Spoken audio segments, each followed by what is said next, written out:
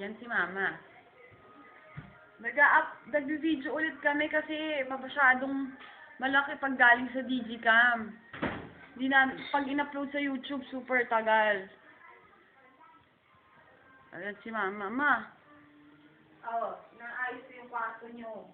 Kasi gusto ko pagdating ni Manny maayos, masino.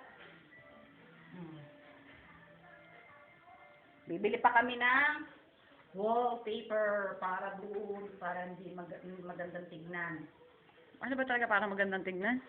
Eh kasi sabi ni tatay, nagabalik ka rin para nitikisan ng bawat papalikot.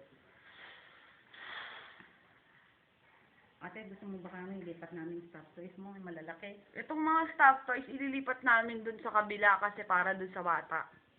Kung gusto nyo lang, kamo ha? Kung gusto nyo, pero kung ayaw nyo, lilipat pa rin namin. Yan, sa Borlalu, Eclabur.